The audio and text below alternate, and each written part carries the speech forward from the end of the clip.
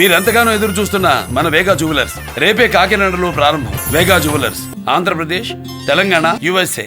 Star Pawan Kalyan ఒక అశేష అభిమానం, లక్షలాది మంది కోట్లాది మంది అభిమానులు ఉన్న ఒక కథానాయకుడు.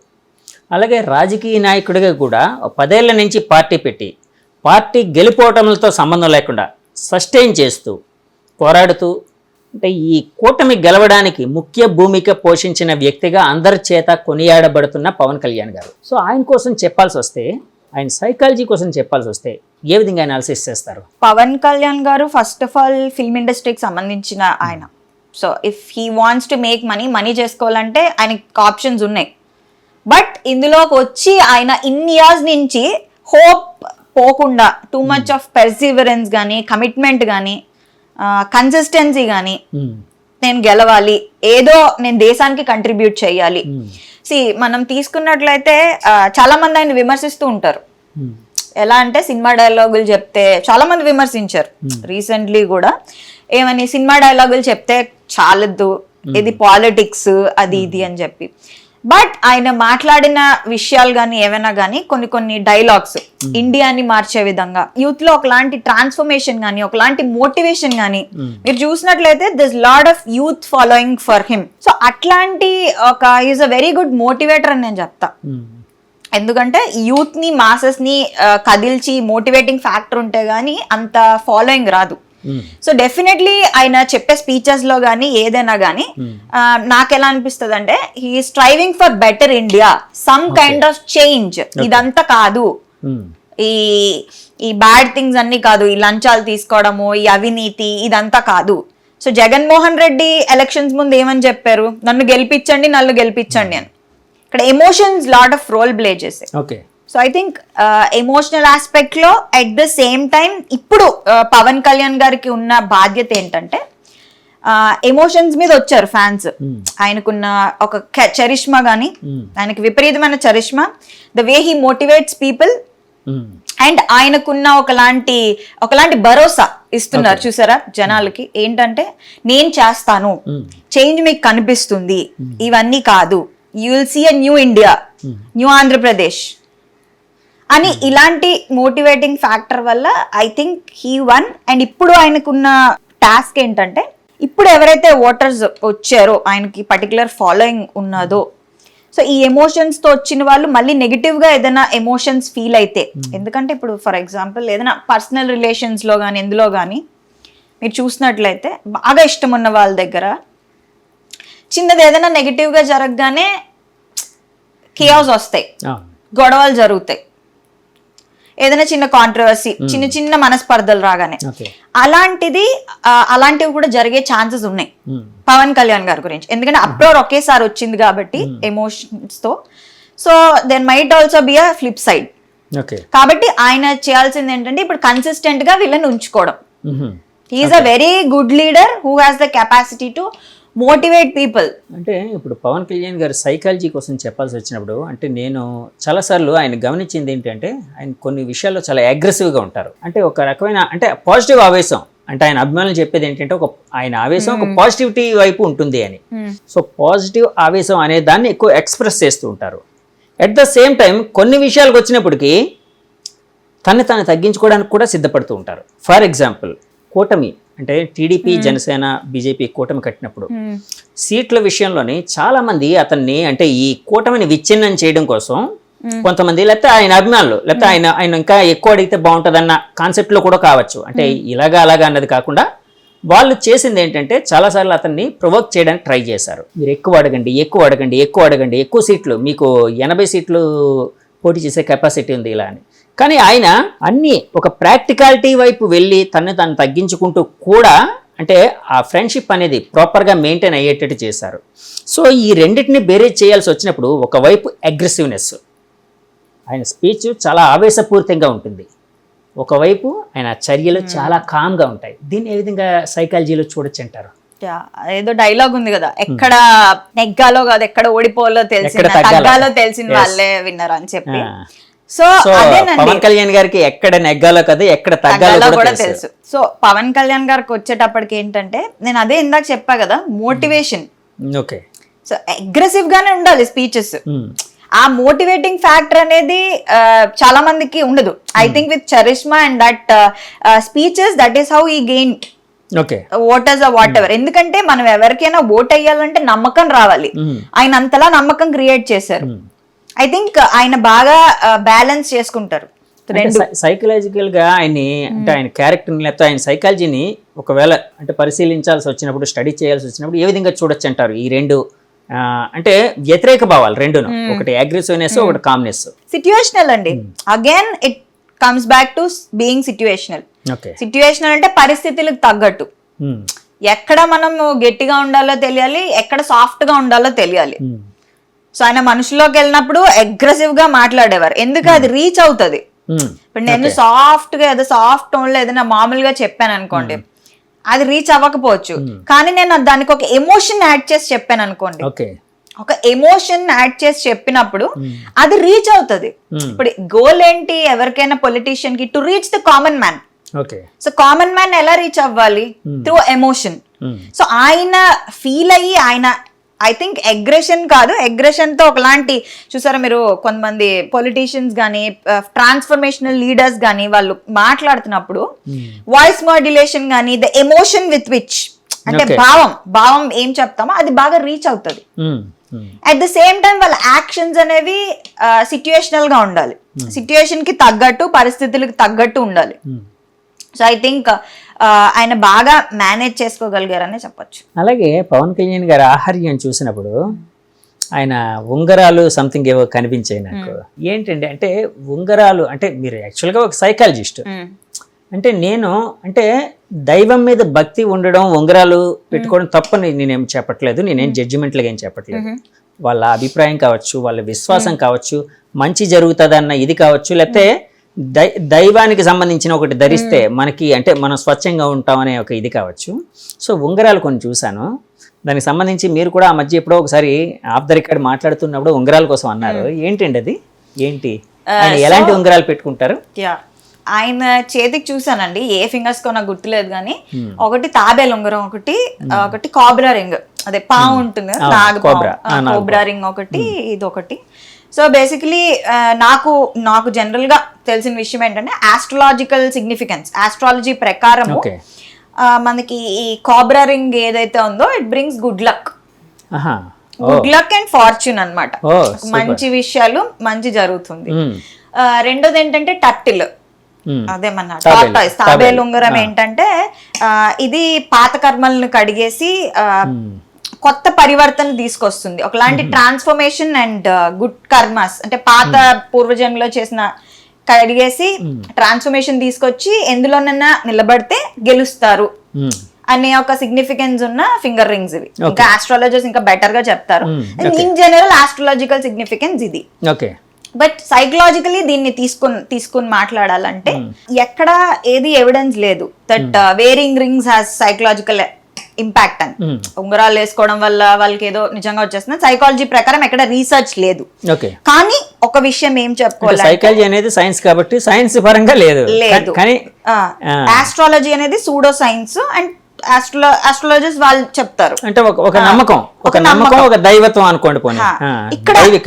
ఇక్కడ అది వేసుకోవడానికి సైకాలజీకి రిలేషన్ నేను చెప్తాను ఏంటంటే, ఎవరైనా ఏదైనా అది ఫింగర్ రింగ్ కావచ్చు, లేదా గొలుసు కావచ్చు, లేదా బొట్టు కావచ్చు, ఏదైనా సరే దీనివల్ల నాకు మార్పు వస్తుంది, దీనివల్ల నేను గెలుస్తాను అని గట్టి నమ్మకంతో గానీ ఏదైనా వేసుకున్నారు అనుకోండి, ఒక ఫింగర్ రింగ్ కానీ ఏదైనా కడియం కానీ నేను ఒక గట్టి నమ్మకంతో దాన్ని వేసుకున్నాను అనుకోండి, affirmation positive energy positive vibe తో నేను వేసుకున్నాను అనుకోండి, ఫెయిత్ హీలింగ్ అంటాం. చూసారా, ఫెయిత్ హీలింగ్ అనే కాన్సెప్ట్ ఏంటంటే భగవంతుణ్ణి నమ్మండి మిరకల్స్ జరుగుతాయి అంటారు. అంటే ఆ ఫెయిత్, ఆ ధైర్యం వల్ల ఇప్పుడు బాగా క్యాన్సర్ పేషెంట్ కో బాగా ఒంట్లో బాగాలేని వాళ్ళకో ఆ దేవుడు స్తోత్రం చదువుతుంటే ఒకలాంటి ఎనర్జీ పాజిటివిటీ దానివల్ల వాళ్ళు బతికేస్తారు ఆ ధైర్యానికి. సో ఎవరైనా ఏదైనా అనుకుని స్ట్రాంగ్ గా ఎఫర్మ్ చేసుకుని నమ్మకంతో పెట్టుకుంటే మన మైండ్ లో మనకి తెలియకుండా సబ్ కాన్షియస్లీ చేంజెస్ వస్తాయి. సో డెఫినెట్లీ దానివల్ల పాజిటివ్ ఇంపాక్ట్ ఉంటుంది. సో ఏ ఎఫర్మేషన్ అనుకుంటామో డెఫినెట్లీ దాని వైపు మనం అడిగేస్తాం. సో ఇదే మనం లా ఆఫ్ అట్రాక్షన్ అంటారు, లా ఆఫ్ యూనివర్స్ అంటారు, ఇలా చాలా చాలా కాన్సెప్ట్ చెప్తారు. బట్ దానికి సైకలాజికల్ రీజన్ ఏంటంటే సైంటిఫిక్ ఎక్స్ప్లెనేషన్ నేను మీకు చెప్తాను. ర్యాస్ అంటాం ఓకే, బ్రెయిన్ లో, ర్యాస్ RAS అంటే రెటిక్యులర్ యాక్టివేటింగ్ సిస్టమ్ ఓకే మన మైండ్ లో ఉంటుంది. సో ఈ రెటిక్యులర్ యాక్టివేటింగ్ సిస్టమ్ ఏంటంటే ఒక సెక్యూరిటీ గార్డ్ లాగా, లేదా ఒక ఏదైనా హోటల్ బయట ఒక బౌన్సర్ లాగా సెక్యూరిటీ గార్డ్ లాగా. ఓకే. సో ఎవరు లోపలికి వెళ్తున్నారు మన బ్రెయిన్ లో, ఎవరు లోపలికి వెళ్తున్నారు, ఎవరు బయటకు వస్తున్నారు, ఇది అది అబ్జర్వ్ చేస్తూ ఉంటది arse, reticular activating system. So మనకి ఫర్ ఎగ్జాంపుల్ ఇది రెడ్ కార్ థియరీ అంటారు, రకరకాలుగా మాట్లాడతారు. ఇప్పుడు ఫర్ ఎగ్జాంపుల్ నేను రెడ్ కార్స్ ని తలుచుకున్నాను, రెడ్ కార్స్ లేదా నాకు పదం ఏదైనా నా మైండ్ లో ఉంది, స్పందన లేదా బిర్యానీ లేదా ఆవకాయ లేదా ఎల్లో, ఇలా అనుకున్నాను ఆల్రెడీ. ఓకే. నా ఫోకస్ అంతా ఆ పర్టికులర్ దాని మీదే ఉంది. మీరు రోడ్డు మీదకి వెళ్ళారనుకోండి, మీకు తెలియకుండా మీకు ఆ రెడ్ కార్ కనబడుతుంది. అంటే ఆ ఫోకస్ అంతా దాని మీద ఉండడం వల్ల మనకు అవే కనబడతాయి. ఓకే. సబ్ కాన్షియస్లీ మనకు కనబడతాయి. కాబట్టి ఈ లా ఆఫ్ అట్రాక్షన్ అని ఇవి ఎలా పనిచేస్తాయి అంటే, మన ఫోకస్ ఎప్పుడు ఎక్కడ ఎక్కువ తీసుకెళ్తామో దాని పట్లే మనం సబ్ కాన్షియస్లీ తెలియకుండా యాక్ట్ చేస్తాం. ఓకే. అందుకే యు ఆర్ రెస్పాన్సిబుల్ అంటారు. ఇప్పుడు సింపుల్ ఎగ్జాంపుల్ చెప్తానండి ఇది ఎలా పనిచేస్తుంది. ర్యాస్ ఇన్ యాక్షన్ అని చెప్పి ఎగ్జామ్ రాస్తున్నారు. ఇప్పుడు ఎగ్జామ్ రాస్తున్న వాడికి ఏదో ఒక ఎగ్జామ్, మంచి ఎగ్జామ్ రాస్తున్నారు, అక్కడ ఇన్విజిలేటర్లు కొట్టుకున్నా వినిపించదు, వెనకాతల పెద్ద పెద్ద సౌండ్లు పెట్టి సౌండ్ సిస్టమ్లు పెట్టి డాన్స్లు వేస్తున్నా వినిపించదు, ఇంకేదో జరిగిపోతున్నా వినిపించదు. ఎగ్జామ్ క్వశ్చన్ ఆన్సర్ ఫోకస్ తోనే రాస్తారు, మిగతా అన్ని మ్యూట్ అయిపోతాయి. ఎలాగా చెప్పండి? అలాగా మామూలుగా అవే స్టిమ్యులై ఉంటే చదువుతున్నప్పుడు ఇంట్లో అబ్బా ఇవన్నీ పెట్టిస్తాడు, కాన్సన్ట్రేషన్ ఉండదు అనుకుంటా. మీరు ఎగ్జామ్ హాల్లో ఏం చేస్తారు? అంటే ర్యాస్ అనేది ప్రాపర్ గా యాక్ట్ చేస్తుందనా అక్కడ? ర్యాస్ అనేది ఎవరికి వాళ్ళు, నేను ఎందు మీద ఫోకస్ పెడితే అదే నాకు సబ్ కాన్షియస్లీ నేను యాక్ట్ చేస్తాను దాని మీద. Okay okay. ఇప్పుడు నేను గెలుస్తా అనుకుంటే సబ్ కాన్షియస్లీ మీరు దాని వైపు ఇచ్చేస్తూ ఉంటారు మైండ్ డెఫినెట్లీ. అందుకే అంటారు సెల్ఫ్ టాక్ అంటారు, విన్నట్లయితే ఇదంతా ట్రాష్ అనుకుంటారు, ఇదంతా నిజం కాదు అనుకుంటారు, కానీ మైండ్ మీద బాడీ మీద. దీన్నే ఇప్పుడు న్యూరోప్లాస్టిసిటీ అంటున్నారు. యాక్చువల్గా సీక్రెట్ అనే బుక్ లో కూడా అదే చెప్పారు. సీక్రెట్ అనే ఒక ఫేమస్ బుక్ రెండవ ఉంది, ఆ బుక్ లోని అదే చెప్పారు. లా ఆఫ్ యూనివర్స్ అన్నాను, లా ఆఫ్ అట్రాక్షన్ అన్నాను. సో ఇవంతా ఇదే. చాలా మంది ఏంటంటే ఇదంతా ఇదంతా అది అనుకుంటారు, బట్ డెఫినెట్లీ మనకి మనం ఏం మాట్లాడుకుంటాం, మనం రెగ్యులర్ గా మన మైండ్ లో ఏం రన్ అవుతాయి thoughts, every thought will count. Okay. So మనకి మనం ముందు నమ్మాలి. సో ఎందుకు అనే దానికి నేను ఇంత సైంటిఫిక్ ఎక్స్ప్లెనేషన్ ఇస్తున్నాను.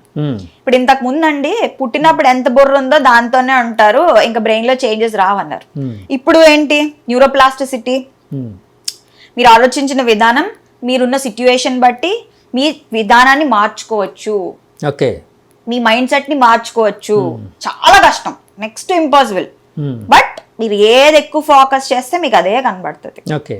And this is a proven scientific thing. Okay. So అది. So coming back to Pawan Kalyan garu, I think ఆయన నమ్మకంతో వేసుకున్నారు కాబట్టి పాజిటివ్ ట్రాన్స్ఫర్మేషన్ మైట్ హ్యాపెన్. ఇప్పుడు ఆ ఎగ్జామ్ రాసేవాడు ఎగ్జామ్ మీద ఫోకస్, అంటే ఎగ్జామ్ బాగా రాయాలి, లేకపోతే దాని మీద సబ్ కాన్షియస్ గా పనిచేస్తూ ఉండడం వలన అతనికి ఎలాంటి శబ్దాలు ఎలాంటి డిస్టర్బెన్సెస్ లేకుండా దాని మీద ఫోకస్ పెడతాడు.